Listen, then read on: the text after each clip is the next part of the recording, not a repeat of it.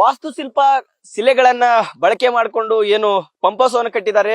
ಏನು ಲಕ್ಕುಂಡಿಯ ರೈತ ಬಳಗನೂರ್ ಅನ್ನೋರು ನಮ್ ಜೊತೆಗಿದ್ದಾರೆ, ಅವ್ರನ್ನ ಮಾತಾಡ್ಸ್ತಾ ಹೋಗ್ತೀನಿ.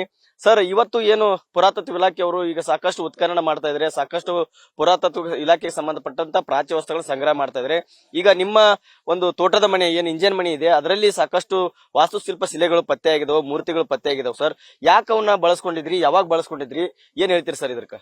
ಇದು ಪೂರ್ವಜರು ಕಟ್ಟಿರ್ತಕ್ಕಂಥದ್ದು. ಇದು ಇಂಜಿನ್ ಮನಿ ಸರ್. ನಾವು ವಾಸ ಮಾಡ್ಲಿಕ್ಕೆ ಇರ್ತಕ್ಕಂಥ ಕಟ್ಟಿರ್ತಕ್ಕಂಥದ್ದು, ನಮ್ಮ ಹಿರಿಯರು ಪೂರ್ವಜರು ಕಟ್ಟಿರ್ತಕ್ಕಂಥದ್ದು. ಇದ್ರ ಬಗ್ಗೆ ನಿಖರವಾಗಿ ಮಾಹಿತಿ ಇಲ್ಲ ಸರ್. ಅದು 100 ವರ್ಷಗಳ ಇತಿಹಾಸ. ಅದಕ್ಕೋಸ್ಕರ ಅದನ್ನ ಏನೈತಿ ವಾಸ ಮಾಡ್ಲಿಕ್ಕೆ ಮಾತ್ರ ನಾವು ಬಳಸ್ಕೊಂಡಿದ್ದೀವಿ ಸರ್. ಅಂದ್ರೆ ಏನ್ ನಿಮ್ ಹಿರಿಯರಿಗೆ ಇದ್ರ ಬಗ್ಗೆ ಅಥವಾ ಅದ್ರ ಬಗ್ಗೆ ಏನು ಮಾಹಿತಿ ಇರ್ಲಿಲ್ವೋ, ಅಥವಾ ಇಂತ ಶಿಲ್ಪಕಲೆಗಳನ್ನ ಕಟ್ಟಡಕ್ಕೆ ಬಳಸಬಾರ್ದು ಅನ್ನೋದ್ರ ಬಗ್ಗೆ, ಅಥವಾ ನೀವ್ ಯಾವಾಗಿಂದ ನೋಡ್ಕೊಂತ ಬರ್ತಾ ಇದೀರ? ನಾವೀಗ 45 ವರ್ಷ ಆಯ್ತು ಸರ್ ನಾವು ನೋಡ್ತಾ ಇರೋದು. ಅದು ಯಾವಾಗನು ಹೀಗೆ ಇದೆ, 45 ವರ್ಷದ ನಂತರನು ಹೀಗೆ ಇದೆ. ಮೇಲೆ ಏನೈತಿ ಇದೇನೈತಿ ನಾವು ಮಾಡಿಕೊಂಡಿದ್ ಸರ್ ಇತ್ತಿತ್ಲಾಗ. ಅದು ಶಿಲ್ಪಕಲೆಗಳು ಅದವೋ ಬಿಟ್ಟೋ ಅನ್ನೋದು ನಿಖರವಾಗಿ ಮಾಹಿತಿ ಇಲ್ಲ ಸರ್. ನಮ್ಮ ಪೂರ್ವಜರು ಕಟ್ಟಿದ್ದು ನಮಗೆ ಹಿಂದಿಂದು ಗೊತ್ತಿಲ್ಲ, ಈಗಿರ್ತಕ್ಕಂಥದ್ದು ಮಾತ್ರ ನಮ್ಗೆ ಗೊತ್ತು ಸರ್. ಏನೇನದಾವ್ ಸರ್? ಈಗ ಬೇರೆ ಬೇರೆ ಕೆಲವೊಂದಿಷ್ಟು ಶಿಲಾಶಾಸನಗಳ ಟೈಪ್ ಅದಾವ. ಅಂದ್ರೆ ದಾನ ಶಿಲೆ ಅಂತಿದೆ, ಬೇರೆ ಬೇರೆ ದ್ವಾರಪಾಲಕ ಅಂತಿದೆ, ಗಣೇಶನ ಮೂರ್ತಿ ಇದೆ, ಕೀರ್ತಿ ಮುಖ ಅಂತಿದೆ, ಅಲಂಕಾರಕ್ಕೆ ಬಳಸುವಂತದ್ದು. ಈ ತರದ್ದೆಲ್ಲ ಇದ್ದಾಗ ನೀವು ಅವನ್ನ ಏನು ಪುರಾತತ್ವ ಇಲಾಖೆಯವರು ಸದ್ಯಕ್ಕೆ ಅವನ್ನ ವಶಪಡಿಸ್ಕೋಬೇಕು ಅಂತ ಹೇಳ್ತಾ ಇದಾರೆ, ಅದಕ್ಕೆ ಏನ್ ಹೇಳ್ತೀರಿ? ನೋಡಿ ಸರ್, ನಮಗೆ ಇಲ್ಲಿ ವಾಸ ಮಾಡ್ಲಿಕ್ಕೆ ಕಟ್ಟಿದ್ದು ಇದನ್ನ ಮಾತ್ರ ಪ್ರಥಮವಾಗಿ ನಮಗೆ ಅದನ್ನ ರೆಡಿ ಮಾಡಿ ಕೊಟ್ರೆ ಮಾತ್ರ ನಾವು ಅದನ್ನ ಕೊಡ್ಲಿಕ್ಕೆ ರೆಡಿ ಇದೀವಿ. ಕೊಡ್ರಿ ಅಂತ ಕೇಳ್ಯಾರ್ರಿ. ಆದ್ರೆ ನಮಗ ಅದು ಪ್ರಥಮವಾಗಿ ನಿರ್ಮಾಣ ಮಾಡಿ ಕೊಡ್ಬೇಕು ವಾಸ ಮಾಡ್ಲಿಕ್ಕೆ, ಆವಾಗ ನಾವು ಕೊಡ್ಲಿಕ್ಕೆ ರೆಡಿ ಇದೀವ್ರಿ ಸರ್. ಇಲ್ಲ ಅಕಸ್ಮಾತ್ ಕೊಡದೇ ಇದ್ರೆ ನಾವು ಕೊಡಲ್ಲ ಸರ್. ಕೊಡಲ್ಲ.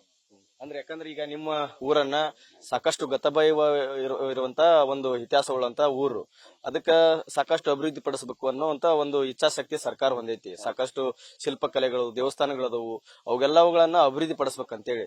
ಹೀಗಾಗಿ ಊರವರಾಗಿ ಇದಕ್ಕೆ ನೀವು ಯಾವ ರೀತಿ ಸ್ಪಂದನೆ ಮಾಡ್ತೀರಂತ? ನಾವು ಇದೇನು ಮಾಡಕತ್ತಾರಲ್ರಿ, ಇದೇನು ಒಳ್ಳೆ ರೀತಿ. ಆದ್ರ ನಾವು ಕೋಆಪರೇಟಿವ್ ಮಾಡ್ತೀವ್ರಿ ಸರ್. ಆದ್ರ ರೈತರಿಗೆ ಅನ್ಯಾಯ ಆಗ್ಬಾರ್ದು ಯಾವ್ದೇ ರೀತಿ. ಊರಲ್ಲಿ ಇರ್ತಕ್ಕಂಥವು ಸಾಕಷ್ಟು ಹಲವಾರು ಶಿಲಾಶಾಸನಗಳು ಸಾಕಷ್ಟು ಪತ್ತೆ ಆಗ್ಯಾವು. ಇಲ್ಲಿ ಅದವೋ ಬಿಟ್ಟವು ನಮ್ಗೆ ನಿಖರವಾಗಿ ಮಾಹಿತಿ ಇಲ್ಲ ಸರ್. ಊರಲ್ಲಿ ಇರ್ತಕ್ಕಂಥದ್ದು, ಇಲ್ಲಿ ತೋಟದ ಇಲ್ಲಿ ಇರ್ತಕ್ಕಂಥದ್ದು ನಮ್ಮ ಹಿರಿಯರು ಹಿಂದಿನ ಪೂರ್ವಜರು ಕಟ್ಟಿರ್ತಕ್ಕಂಥದ್ದು.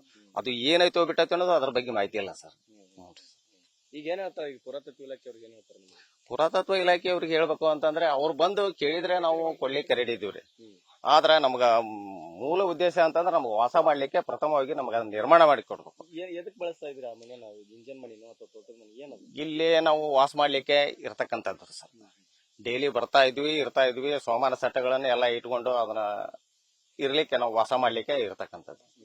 ಸರ್, ಇದಿಷ್ಟು ಏನು ರೈತ ಬಳಗನವರವ್ರ ಮಾತು. ಅಂದ್ರೆ ಏನು ಪ್ರಾಧಿಕಾರದವರು ನಮಗೆ ಆ ಒಂದು ತೋಟದ ಮನೆ ಇದೆ, ಅದನ್ನ ಮರು ನಿರ್ಮಾಣ ಮಾಡಿ ಕೊಟ್ಟು ತದನಂತರ ಅಲ್ಲಿ ಇರ್ತಕ್ಕಂತ ಅವಶೇಷಗಳನ್ನ ತೆಗೆದುಕೊಂಡು ಹೋದ್ರೆ ನಮಗೆ ಮನಪೂರ್ವಕವಾಗಿ ನಾವು ಬಿಟ್ಟು ಕೊಡ್ತೀವಿ. ಅಕಸ್ಮಾತ್ ಅವರು ಈ ಒಂದು ತೋಟದ ಮನೆಯ ನಿರ್ಮಾಣ ಮಾಡಿಕೊಳ್ಳದೇ ಇದ್ರೆ ನಾವು ಕೊಡುದಲ್ಲ ಅನ್ನುವಂತ ಮಾತನ್ನ ಹೇಳ್ತಾ ಇದ್ದಾರೆ. ಹೀಗಾಗಿ ಪುರಾತತ್ವ ಇಲಾಖೆ ಆಗಿರ್ಬೋದು, ರೈತರ ನಡುವೆ ಯಾವ ರೀತಿಯಾಗಿ ಈ ಒಂದು ಸಮಸ್ಯೆ ಬಗೆಹರಿತೆ ಅನ್ನೋದನ್ನ ಕಾದು ನೋಡ್ಬೇಕಾಗಿದೆ. Suresh Kadlimatti, news first, Gadag.